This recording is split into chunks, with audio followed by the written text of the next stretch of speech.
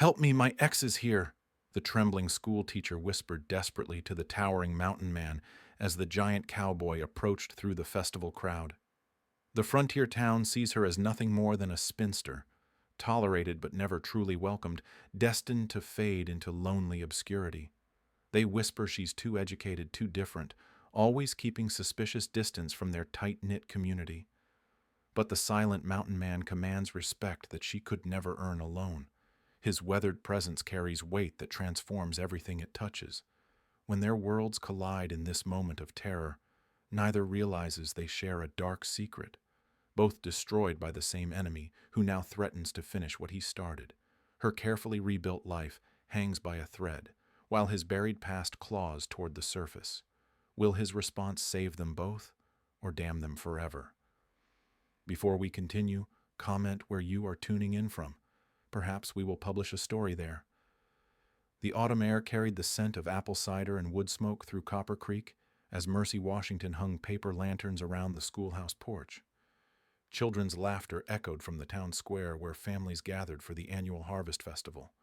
She smoothed her dark blue dress and checked her appearance in the window reflection. 27 years old and still alone. The townspeople respected her teaching but kept their distance. She was educated, competent, and colored in a territory where such combinations made folks uncomfortable. They nodded politely when she passed, but never invited her to their Sunday dinners or quilting circles. Mercy had grown accustomed to the isolation, better lonely than dead.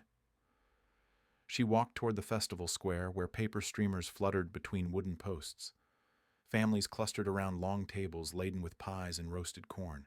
The Methodist preacher tuned his fiddle while children chased each other between the adults. Mercy found an empty spot near the edge of the crowd.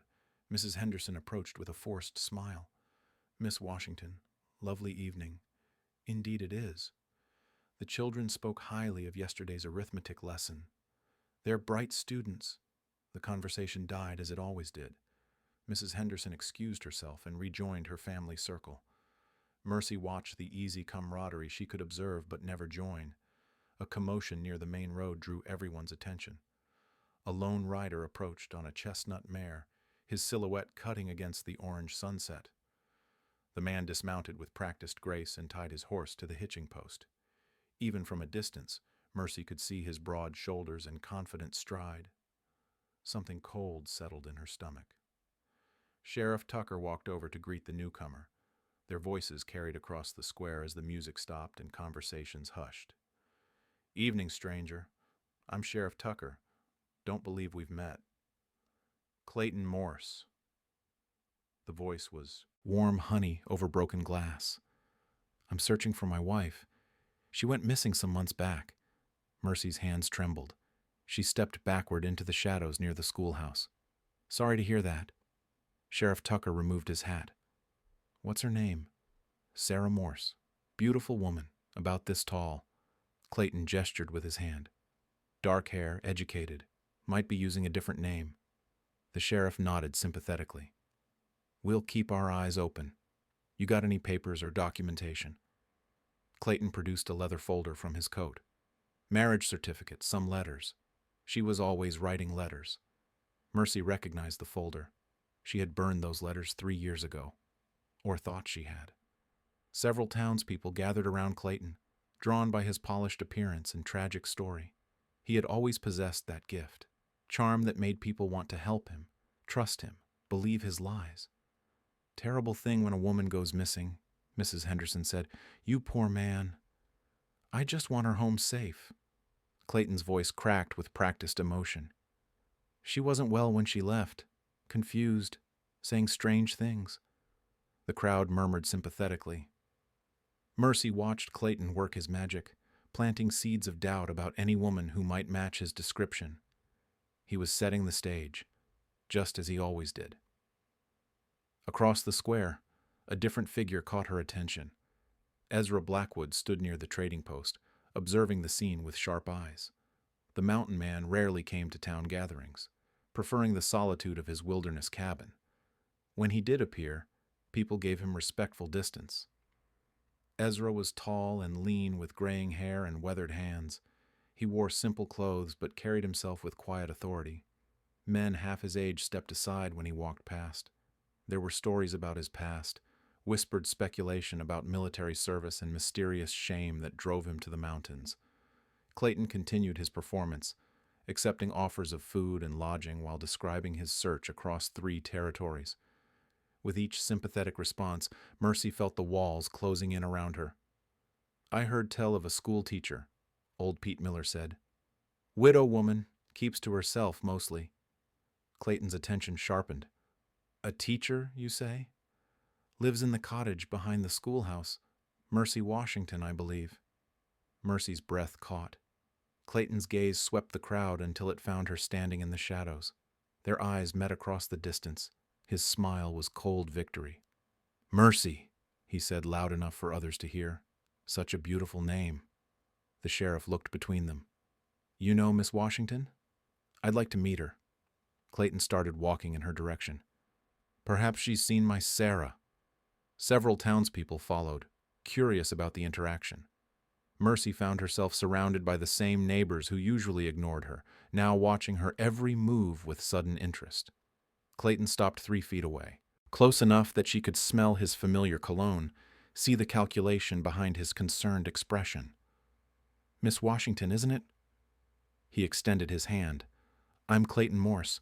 I'm searching for my missing wife." Mercy stared at the offered hand, but didn't take it. "I'm sorry. I haven't seen anyone matching that description." "You haven't heard my description yet." The crowd pressed closer. Mercy felt trapped between Clayton's predatory smile and the curious faces of people who would never believe her word over his. Clayton pulled out a small photograph. Perhaps this will help. The image showed Mercy on her wedding day, younger and smiling beside Clayton in his finest suit. Her maiden name was clearly written on the back.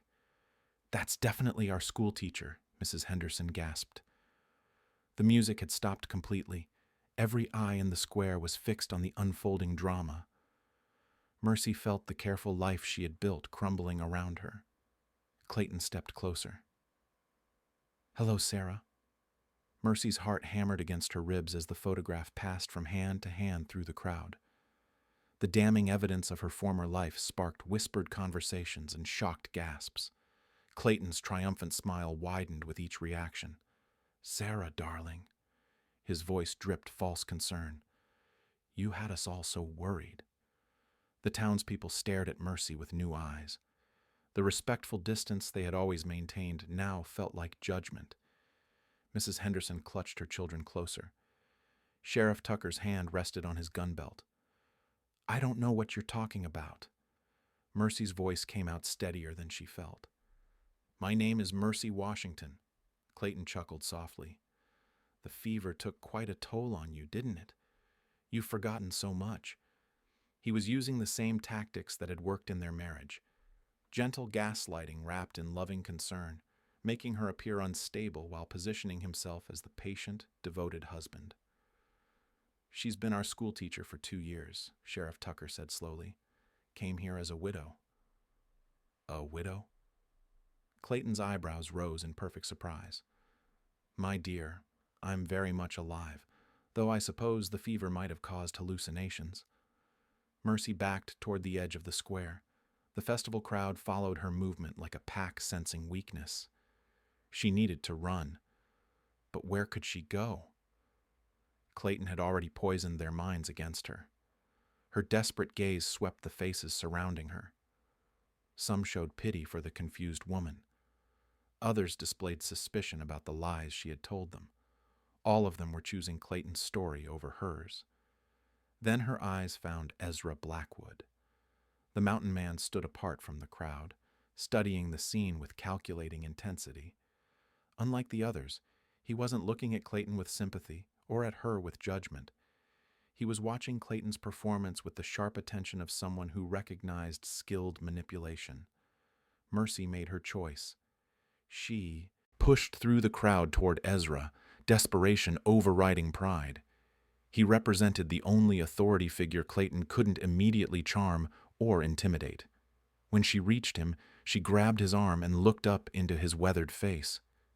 "Help me," she whispered urgently. "My ex is here." Ezra's gray eyes met hers for a long moment. She saw him take in her genuine terror, the way her hands shook, the authenticity of her fear. Then his expression hardened with resolve. Without a word, he stepped forward and pulled her against his side in a protective gesture. His presence immediately changed the dynamic of the confrontation. The crowd fell silent as the mountain man's authority commanded attention. Here's my intended bride," Ezra announced in a voice that carried across the square. "Mercy and I have been courting proper-like for months now." Gasps echoed through the crowd. Mrs. Henderson's mouth fell open. Even Sheriff Tucker looked surprised by this unexpected development. Clayton's confident expression faltered for the first time. "I beg your pardon?" "You heard me." Ezra's tone was deadly calm. "The lady is spoken for." Mercy felt the shift in the crowd's attention. Suddenly, she wasn't just the suspicious schoolteacher with a questionable past.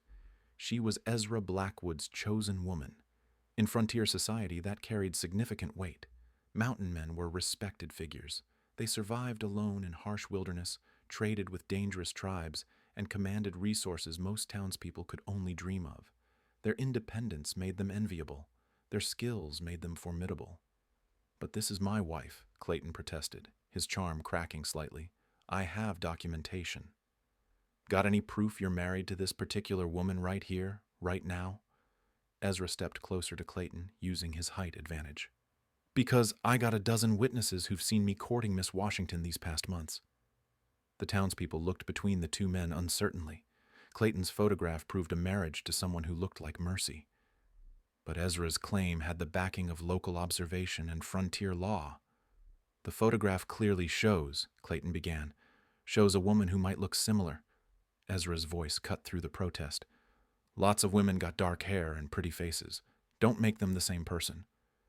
Sheriff Tucker nodded slowly. "Mr. Blackwood's got a point. Can't arrest someone based on resemblance alone." Mercy watched Clayton's strategy crumble in real time. He had planned for denial, for running, for legal challenges. He hadn't planned for a respected community member to publicly claim her as his own. "Perhaps we should discuss this privately," Clayton suggested, his tone becoming more aggressive. "Man to man. Nothing private about it." Ezra's hand settled on Mercy's shoulder in clear ownership. "The whole town knows my intentions toward this lady." Several men in the crowd nodded confirmation. They had indeed seen Ezra speaking with Mercy on his occasional trips to town. Now they reinterpreted those brief conversations as evidence of a secret courtship. Clayton's face reddened with frustrated anger. The careful mask of concerned husband was slipping to reveal something uglier underneath. "This is ridiculous. That woman is legally my wife." "Then you'll need more than a photograph to prove it." Sheriff Tucker positioned himself between the two men. "Until you got proper legal documentation from a territorial court, Mr. Blackwood's claim stands." The crowd murmured agreement. Frontier justice favored the man present over the man with papers, especially when the man present commanded as much respect as Ezra Blackwood. Mercy stared up at her unlikely savior in amazement. His shocking response had transformed her from vulnerable target to protected woman in mere moments. The same townspeople who had been ready to hand her over to Clayton now watched protectively as their local mountain man defended his chosen bride. Clayton tried one more approach. "Sarah, tell them who you really are." "My name is Mercy Washington." Her voice grew stronger with Ezra's support. "And this man is my intended husband." The words felt strange but powerful. For the first time in years, she wasn't facing Clayton alone. The tension in the town square stretched tight as a bowstring. Sheriff Tucker stepped between Clayton and Ezra, his weathered hands held up in a peacekeeping gesture. "Gentlemen, let's keep this civil." His voice carried the authority of 20 years wearing a badge. "Mr. Morse, I suggest you find lodging for the night. We'll sort this matter out proper tomorrow." Clayton's jaw clenched visibly. The charming mask had slipped completely, revealing cold calculation underneath. "This isn't over." "No, it ain't." Ezra's response was quiet steel. "But it's over for tonight." The crowd began dispersing as the immediate drama cooled. Clayton collected his photograph and papers with jerky movements, his fury barely contained. He mounted his horse and rode toward the town's boarding house, but his gaze lingered on Mercy with unmistakable threat. Mrs. Henderson approached cautiously. "Miss Washington, we had no idea about your engagement." Mercy felt Ezra's steady presence beside her. "We've been keeping it quiet." "Well, congratulations." The woman's tone carried new respect mixed with curiosity. "Mr. Blackwood is quite a catch." Other townspeople offered similar sentiments as they departed for their homes. The festival atmosphere had evaporated, replaced by whispered speculation about the evening's revelations. When the square finally emptied, Ezra turned to Mercy. "We need to talk." She nodded, still processing what had happened. "Your cabin?" "Best place." They walked through the darkened streets toward the edge of town where Ezra kept his horse. The autumn air had grown cold, but Mercy barely noticed. Her mind raced with the implications of their public charade. Ezra helped her onto his horse before mounting behind her. The ride to his mountain cabin passed in silence, both lost in thought about the dangerous game they had begun. The cabin sat in a clearing surrounded by towering pines. Moonlight illuminated a well-built structure with glass windows and a stone chimney. Smoke curled from the fireplace, evidence of Ezra's preparation for the cold season ahead. Inside, the space revealed more comfort than Mercy had expected. Books lined wooden shelves. Maps covered one wall alongside military medals in a dusty frame. The furniture was handmade but skillfully crafted. Ezra lit an oil lamp and gestured to a chair near the fireplace. "Start talking." Mercy sat down and folded her hands in her lap. The time for deception had ended. "My real name is Sarah Morse. I was married to Clayton for 3 years." She told him everything, the gradual escalation of Clayton's control, the psychological manipulation disguised as love, the physical violence that began small and grew worse. The night she realized he would eventually kill her if she stayed. "I staged my own death," she continued. "Burned down our house with animal bones inside. Made it look like I was trapped in the fire." Ezra listened without interruption, his expression growing darker with each detail. When she finished, he sat in silence for several minutes. "Why school teaching?" he finally asked. "I always loved books, learning. Teaching gives me purpose." She met his eyes. "And it's the last thing Clayton would expect me to do. He tracked you here somehow. He's patient, methodical, probably spent 2 years following every trail." Mercy's voice turned bitter. "He can't stand losing what he considers his property." Ezra stood and walked to the window, scanning the darkness beyond. "He won't give up easy." "I know." Fear crept back into her voice. "Tonight bought us time, nothing more. Then we use that time." He turned back to her. "But you need to know what you're getting into by staying with me." Ezra moved to a wooden chest and withdrew a stack of papers. Military discharge documents, commendations, and court-martial proceedings. He spread them on the table between them. "I was Lieutenant Ezra Blackwood, Army Intelligence. Spent 5 years tracking Confederate spies and supply routes." His finger traced one of the commendations. "Good at my job. Too good." The documents told a story of distinguished service followed by disgrace. Accusations of selling military supplies to Confederate forces. Evidence that painted him as a traitor who betrayed his own unit for profit. "I didn't do it," he said simply, "but someone made it look convincing. Real convincing." "What happened?" "Court-martial was coming. I had 2 choices. Face trial with rigged evidence or disappear." He gathered the papers. "I chose disappearing." Mercy studied his weathered face. "You've been hiding up here ever since."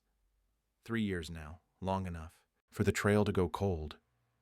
His gray eyes met hers. "Long enough for folks to forget Lieutenant Blackwood existed." They sat in companionable silence as the fire crackled. 2 people carrying secrets, thrown together by circumstances neither had planned. "Why did you help me tonight?" Mercy asked. "Recognize the look in your eyes, same one I had when the walls started closing in." Ezra poked the fire with an iron rod. "Besides, your Clayton reminded me of someone." "Someone you knew?" Someone who destroyed my life. His voice carried old pain mixed with fresh anger. Same smooth talk, same way of making lies sound reasonable. Mercy felt pieces clicking together in her mind. You think Clayton might be connected to your military troubles? Don't know yet, but I aim to find out. The mountain man's declaration hung in the air between them. What had started as a desperate plea for protection was evolving into something more complex. Two damaged souls with separate vendettas against possibly the same enemy. So what happens now? Mercy asked. Now we make this engagement look real. Ezra's tone was matter-of-fact. Clayton's watching. The town's watching. We give them a show they'll believe. And then? Then we figure out exactly who your husband really is. Dawn broke gray and cold over Copper Creek as Mercy returned to town with Ezra. They had spent the night planning their strategy, maintaining separate sleeping arrangements despite their supposed engagement. The charade needed to look convincing without crossing improper boundaries. Clayton stood outside the boarding house when they arrived, his presence like a dark cloud over the morning bustle. He had positioned himself where he could observe the schoolhouse and main street. Waiting. Watching. Stay close, Ezra murmured as they dismounted near the general store. Their public appearance together drew immediate attention. Mrs. Henderson emerged from the mercantile with barely concealed curiosity. Other townspeople found excuses to linger nearby, eager for developments in the previous night's drama. Miss Washington, Mrs. Henderson called out. Will you be teaching today? Of course. Mercy kept her voice steady. The children's education shouldn't suffer. Clayton approached with measured steps, his charming mask firmly back in place. Good morning, Sarah. I hoped we might speak privately.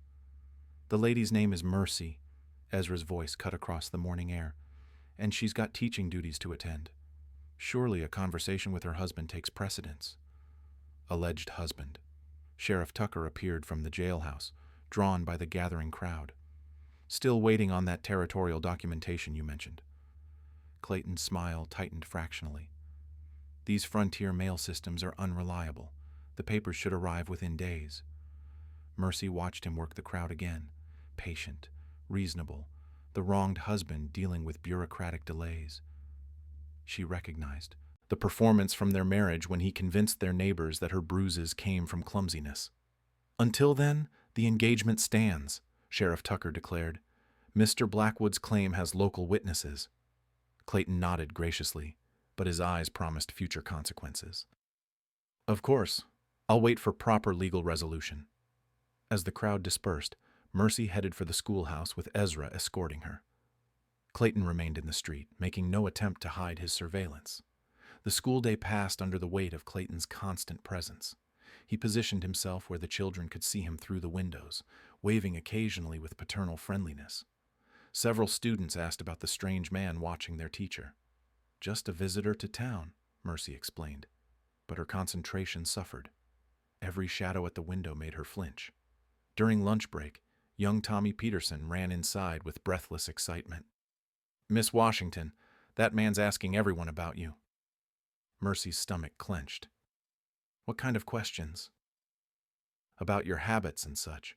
Where you shop, who you talk to, when you go places. Tommy's young face showed confusion. Why would he want to know all that? The systematic gathering of intelligence chilled her. Clayton was mapping her life, identifying vulnerabilities and potential allies. The same methodical approach he had used to isolate her during their marriage. When school ended, Ezra appeared to walk her home. They maintained the engaged couple charade while secretly strategizing their next moves. He's not just watching you, Ezra observed. He's studying the whole town's routine. They reached Mercy's cottage as afternoon shadows lengthened. Clayton stood across the street, no longer pretending subtlety. His message was clear. She couldn't escape his attention. We need more information about his background, Mercy said once they were inside. Something doesn't add up. Ezra pulled out a notebook where he had been recording observations. Agreed. His clothes are expensive. His horse is military quality. And he knows things about tracking that most civilians don't. What kind of things? how to read trail signs, how to question people without making them suspicious. Ezra's military experience showed in his analysis. Those are specialized skills. A knock at the door interrupted their conversation. Sheriff Tucker stood on the porch, his expression troubled. "Can I come in? Got some questions about your visitor." They invited him inside, maintaining their engaged couple act even with the lawman. "Something bothering you about Mr. Morse?" Ezra asked. "Several things." Tucker removed his hat and sat down. "His story has holes. Says he's been searching 3 territories for his missing wife, but his horse shows signs of much longer travel." Mercy leaned forward. "What do you mean?" "Shoe wear patterns, saddle marks. That animal's been ridden hard across more ground than 3 territories would require." Tucker's experienced eye missed little. Plus, his gear is too new for a man who's been searching months. The observations painted a disturbing picture. Clayton's carefully constructed story was beginning to unravel under scrutiny. "There's more," Tucker continued. "Sent a telegraph to check his references.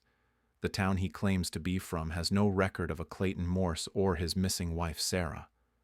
Ezra and Mercy exchanged glances. The revelation confirmed their suspicions about Clayton's deception, but it also raised dangerous new questions. "What happens now?" Mercy asked. "Need more evidence before I can act." Tucker stood to leave. "But I'd be extra careful if I were you folks. Man who lies about where he's from probably lies about other things too." After the sheriff departed, Mercy felt the walls closing in again. Clayton's web of deception was vast and carefully planned. How many other towns had he visited? How many other women had he targeted? "We need help," she said finally. "Someone with resources we don't have." Ezra nodded grimly. "I know a man. Former Army contact who owes me a favor." He moved to the window, checking Clayton's position. "Sergeant Major Thomas Pike. If anyone can dig up military records or federal warrants, it's him." "How do we contact him?" "Telegraph office in the county seat. 2-day ride." Ezra turned back to her. "But one of us needs to stay here to maintain appearances." Mercy understood the implication. Ezra would have to leave her alone with Clayton lurking nearby. The thought terrified her, but they needed information more than they needed protection. "When do you leave?" "Tomorrow morning, early." His gray eyes held steady determination. "Can you handle 3 days of pretending to be a happy bride-to-be?" Mercy thought about the alternative. Running again, starting over in another town, living in constant fear of Clayton's eventual arrival. "I can handle it." Ezra left before dawn, slipping away while Clayton still slept at the boarding house. Mercy watched from her cottage window as the mountain man disappeared into the forest on horseback. For the first time in days, she was truly alone with her predator. Clayton wasted no time capitalizing on Ezra's absence. He appeared at the schoolhouse within an hour, positioning himself prominently where the children could see him. His presence disrupted the morning lessons as students whispered and pointed. "Children, please focus on your arithmetic," Mercy said, but her own concentration scattered under Clayton's unwavering stare.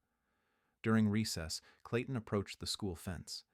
Several children gathered nearby, curious about the well-dressed stranger who had been watching their teacher. "Good morning, young ones," he said with practiced warmth. "I'm Mr. Morse. I'm here to help your teacher with some important matters." 8-year-old Sally Peterson tilted her head. "Are you really Miss Washington's husband?" "I am indeed." Clayton's smile never wavered. "She's been confused lately, but I'm here to take care of her." The children absorbed this information with innocent acceptance. Clayton was planting seeds of doubt about their teacher's mental state, using their trust against her.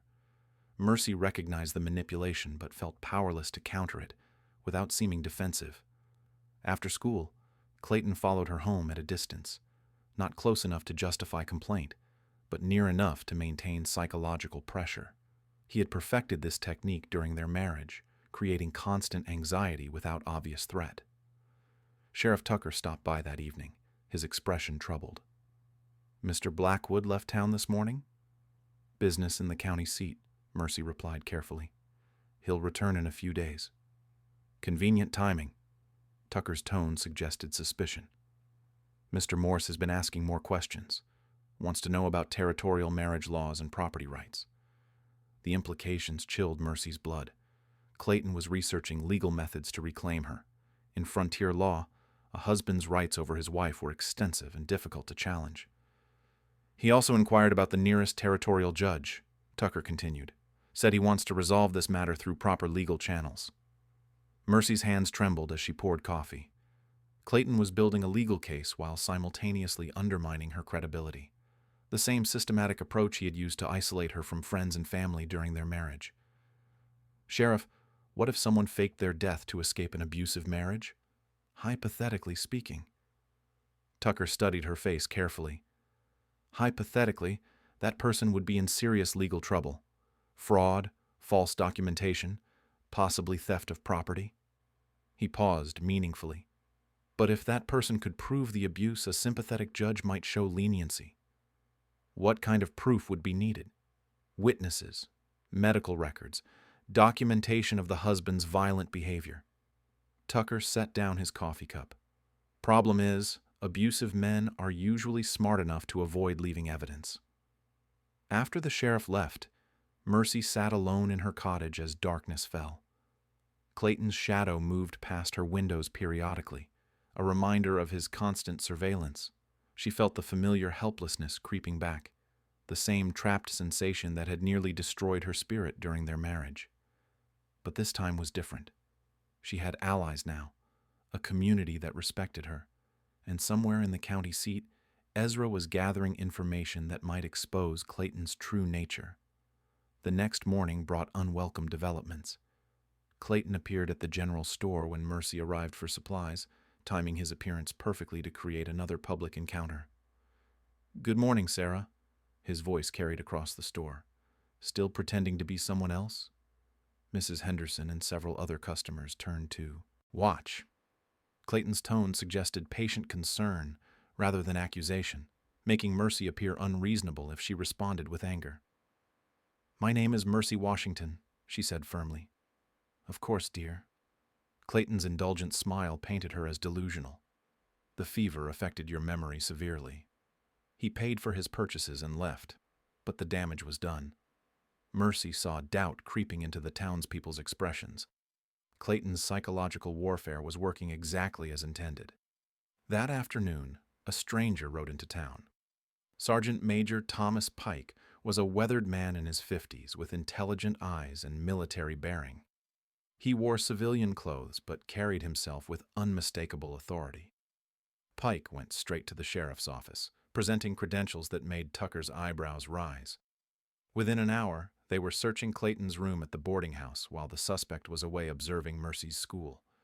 The search revealed a leather satchel hidden beneath loose floorboards.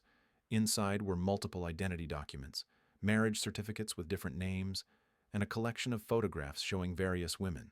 All bore striking resemblances to each other and to Mercy. More disturbing were the military correspondence and supply manifests. Documents that should never have been in civilian hands. Evidence of systematic theft from Army supply lines across multiple territories. The final revelation came in a bundle of letters tied with black ribbon, reports to Confederate contacts detailing Union Army movements and supply schedules. The correspondence was signed with various names, but the handwriting was consistently Clayton's. Pike studied the evidence with grim satisfaction. "We've been tracking this man for 3 years. He's responsible for at least 6 deaths and thousands of dollars in stolen military supplies." Sheriff Tucker examined the photographs of women who looked like Mercy. "What happened to these ladies?" "Missing. All of them." Pike's voice was cold steel. "Married him, then disappeared when they became inconvenient." The truth hit Mercy like a physical blow when they showed her the evidence that evening.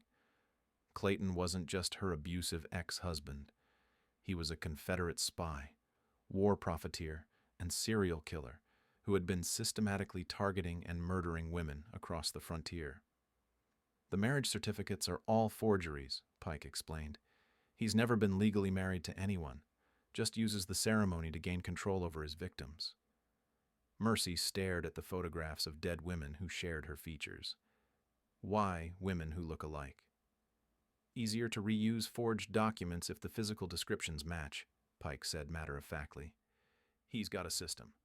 Find isolated women, court them quickly, marry them with fake papers, steal their resources, then eliminate them when they become problematic. The scope of Clayton's crimes was staggering. He had been operating for years, leaving a trail of dead women and stolen military supplies across the frontier. And now he was preparing to claim his final victim. "Where is he now?" Mercy asked. Sheriff Tucker checked his pocket watch. "Should be returning from his evening surveillance soon." "Then we better be ready for him." The trap was set by evening. Sheriff Tucker positioned himself in the shadows behind the schoolhouse, while Sergeant Major Pike waited near the general store. Mercy sat in her cottage with oil lamps burning bright, appearing vulnerable and alone. Clayton arrived precisely at his usual surveillance time.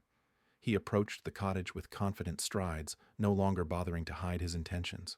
The careful mask of concerned husband had finally slipped away. He knocked on the door with false politeness. "Sarah, we need to discuss our future." Mercy opened the door but kept the chain latched. "I told you. My name is Mercy." "Enough games." Clayton's voice turned cold. "Your mountain man is gone. The sheriff believes my documentation. It's time to come home." "I'm not going anywhere with you." Clayton produced a folded paper from his coat. "Territorial judge issued this marriage verification based on my evidence. You're legally my wife, Sarah Morse." The document looked official, complete with stamps and signatures. Another forgery, but convincing enough to fool most frontier officials. Clayton had been perfecting his documentation for years. "Pack your belongings. We leave tonight." "And if I refuse?" Clayton's hand moved to his coat, revealing the outline of a concealed weapon. "You won't refuse." Mercy stepped back from the door, her heart pounding. This was the moment of truth. Either the trap would work, or she would be at Clayton's mercy once again. "I need a few minutes to gather my things." 5 minutes, then we go." Mercy closed the door and moved to the window, signaling Sheriff Tucker with the oil lamp. The lawman emerged from hiding with his gun drawn. "Clayton Morse, you're under arrest." Clayton spun around, his hand reaching for his weapon. But Sergeant Major Pike appeared from the opposite direction, cutting off his escape route. "Federal charges, Morse, or should I say Confederate Agent Blackwood." The name hit Clayton like a physical blow. His confident facade crumbled as he realized the depth of his exposure. "I don't know what you're talking about." Pike held up the leather satchel they had found. Military correspondence, stolen supply manifests, 6 forged marriage certificates. His voice carried the weight of military authority. "We know everything." Clayton's eyes darted between the 2 armed men, calculating his chances. Then his gaze fixed on Mercy through the window, and his expression turned murderous. That witch destroyed everything. He drew his gun with desperate speed. Sheriff Tucker fired first. The shot echoed across the town square as Clayton spun and fell, clutching his shoulder. His weapon clattered across the dirt street. Townspeople emerged from their homes, drawn by the gunshot. Mrs. Henderson gasped as she saw Clayton writhing on the ground. The charming stranger who had won their sympathy lay revealed as a dangerous criminal. Pike secured Clayton's weapon while Tucker applied pressure to the wound. "You'll live to stand trial." "Trial for what?" Clayton's voice was weak but defiant. "You got nothing but circumstantial evidence." "Got plenty more than that." Pike smiled grimly. "Including testimony from Lieutenant Ezra Blackwood." Clayton's face went white. "Blackwood is dead. Very much alive, and very interested in seeing the man who framed him face justice." Hoofbeats thundered down the main street as Ezra rode into town. He dismounted quickly and approached the scene, taking in Clayton's capture with grim satisfaction. "Sergeant Major Pike." Ezra nodded to his former contact. "Good to see you again." "Likewise, Lieutenant. Your information was extremely helpful." Mercy emerged from her cottage as Dr. Morrison arrived to tend Clayton's wound. The nightmare was finally ending, but she felt strangely hollow rather than relieved. "It's over," Ezra said quietly, standing beside her. "Is it really?" Pike overheard her question. Confederate Agent Blackwood operated for 5 years during the war and 3 years after. He's wanted on federal charges in 4 territories. The sergeant major's tone was matter-of-fact. He'll hang. The finality of it struck home.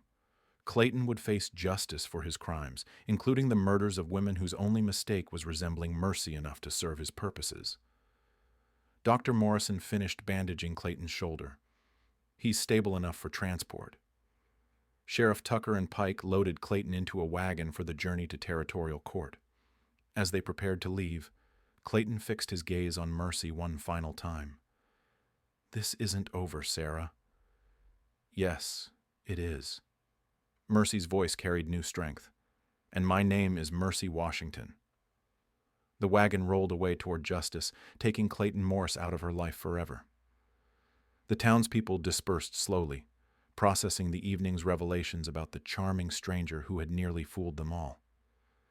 Ezra and Mercy stood together in the empty street as normal sounds of evening returned to Copper Creek. Children's laughter drifted from nearby homes. Families gathered for late dinners. Life resumed its peaceful rhythm. "What happens now?" Mercy asked. "Now you decide what kind of future you want." She looked at the mountain man who had saved her life with a single shocking declaration. Their engagement had begun as desperate theater, but something real had grown from the performance. "I want to keep teaching. The children need education, and I love the work." "Good choice." Ezra's weathered face showed approval. "And the engagement?" Mercy felt heat rise in her cheeks. "That depends on whether you're asking." "I'm asking." 6 months later, the entire town gathered for their wedding. A real ceremony this time, with genuine vows spoken before family and friends. Mrs. Henderson organized the reception with enthusiasm that made up for her earlier doubts. Mercy Washington became Mercy Blackwood in a celebration that marked more than marriage. It represented the triumph of truth over deception, community over isolation, and love over fear. As they danced their first dance as husband and wife, Mercy reflected on that desperate night when she had whispered her plea to a stranger. Her request for help had transformed 2 broken lives into something whole and beautiful. The lonely schoolteacher and the exiled mountain man had found their happy ending through courage, truth, and the shocking power of standing together against the darkness.